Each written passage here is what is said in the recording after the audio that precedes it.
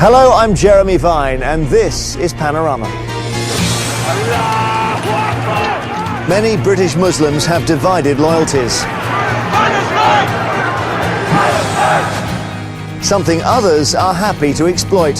He changed because of all the people that he was hanging around with. He believed that he was on the right path, he found the right religion, this was the right way of life. We have hatred for you. We have report hatred. the facts. We report the facts. All these people here hate you. Oh, come on.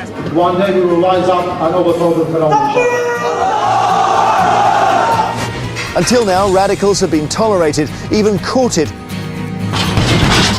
so long as they denounce violence. But that may be about to change. Islam is not compatible with democracy. My question to you really is, are you part of the problem or are you part of the solution?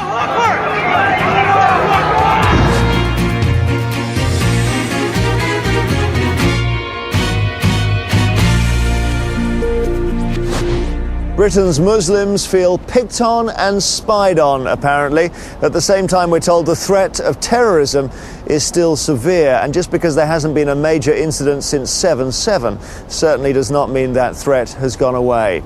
So how do you reassure Muslims that they are not under suspicion, while at the same time exploiting all potential intelligence opportunities? It's not easy, as Richard Watson now reports.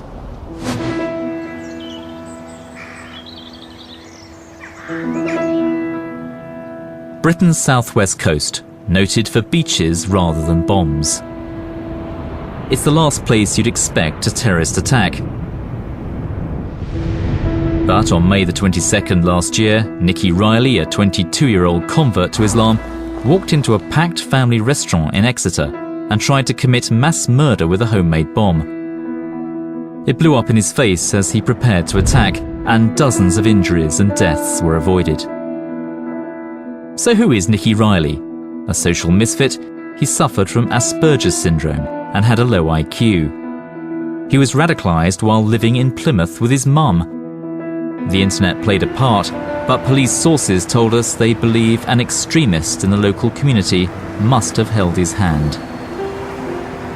He changed because of all the people that he was hanging around with. He believed that he was on the right path, he found the right religion, this was the right way of life. And he was just taken in by it. He would have had to have instructions or guidance from someone. There's no way Nikki's got the capability to do that.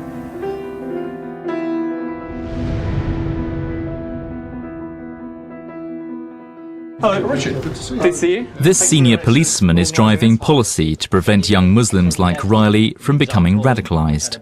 Preventing violent extremism is an agenda that binds us, it doesn't divide us. Yes. Sir Norman Bettison believes that working with local Muslim leaders is vital. And if they know anything, Al-Qaeda is a brand. Al-Qaeda is a virus. And what we're trying to do in policing terms is identify those who would be susceptible to that virus. We can't do it ourselves, we've got to do it with the community. So we're really trying to get upstream in stopping the vulnerable schoolboy of today presenting himself as a martyr in 6 years' time. The big prize then is to persuade Muslims to volunteer intelligence. This is vital against a background of continuing support for extremist ideology. I've been investigating the rise of extremism for the BBC for 8 years now, since before the 9/11 attacks on America. It hasn't always been an easy ride. Hang on, no problems. No problems. Okay, that's cool, no problem.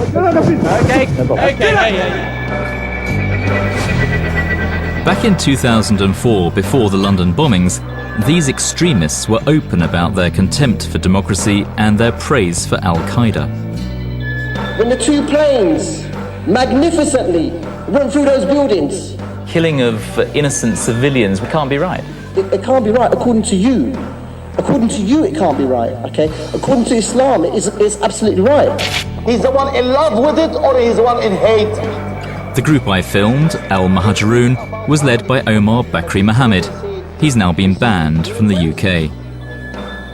Break the psychology of the occupiers by hitting back in their own homeland.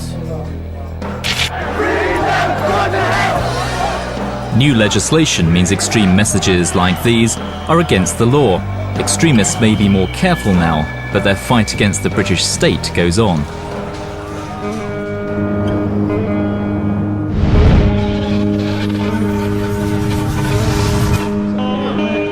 East London in November, and former supporters of Al-Muhajirun are holding a meeting. I was invited to an event at the local council-run arts centre by a new incarnation calling itself Islam for UK. This is the state we find ourselves in today. Prisoners being held, Muslims being attacked, demonized on the media. We find them they're speaking about Islam left, right and centre, an attack on Islam on all levels. Basically, it's the same kind of message I've been hearing for the best part of a decade now in Britain. Essentially, the Muslims are victims. They should align themselves with the international Ummah, not with Britain. They should overthrow democracy in Britain. It's a kind of psychological grooming in a way. Which is Sheikh Mohammed. So as a special treat for our guests there, so they can put that in their panorama, and as a treat as well for Jackie Smith, we will hear from Sheikh Mohammed, the only person, in fact, who's been banned and named by the British government.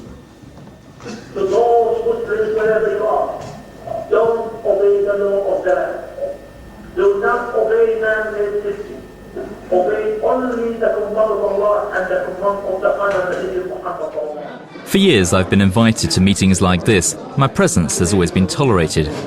But I never got the sense it was personal until I was approached by this man.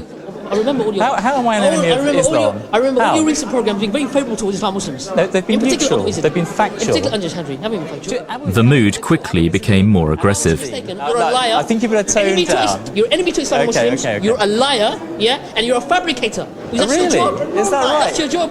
Yeah. You know it, and he even knows it. Check it. It's according to you, paranoia. Sheikh Mohammed, according to you, and Jim Tadri are the godfathers of terrorism. Where's the evidence? You have none. Yeah. You don't have any, Richard.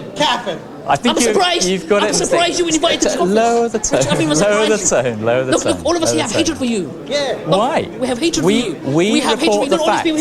We report the facts. All these people here hate you. Oh, come on. Come on. They hate you, Richard. Well, why did Jim Chowdhury invite us? If they saw you in the dark anyway, they might see you. That's a threat. Is that a threat? That's not a threat at all.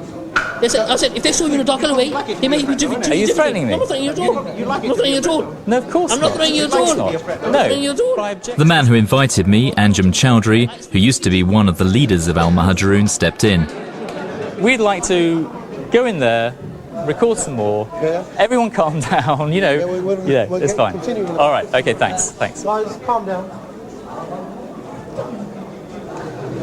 We are second-class citizens.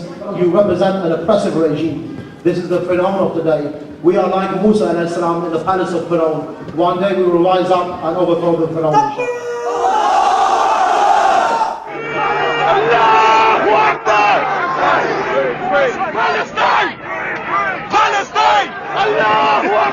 MI5 and the police fear that support for extremism remains high, fanned by events in Gaza and elsewhere. Run, you swine! The recent Israeli attacks against Hamas created a surge of anger on British streets. Peaceful marches were at times exploited by those who support violence. Behind every potential terrorist lies a grievance. So take a sense of grievance, take some influence, some external influence, either a personal influence from another person or an influence through the internet, and you've got a cocktail then of someone who could move from being aggrieved to wanting to be violent and carry out terrorist offences. Those running counter-terrorism policy fear this anger, combined with a distorted version of Islam, is fueling extremism. They argue that influential preachers who persuade the young to reject British values make matters far worse. Sheikh Khaled Yassin is one of the stars of the preaching circuit. He doesn't support terrorism, but has radical views.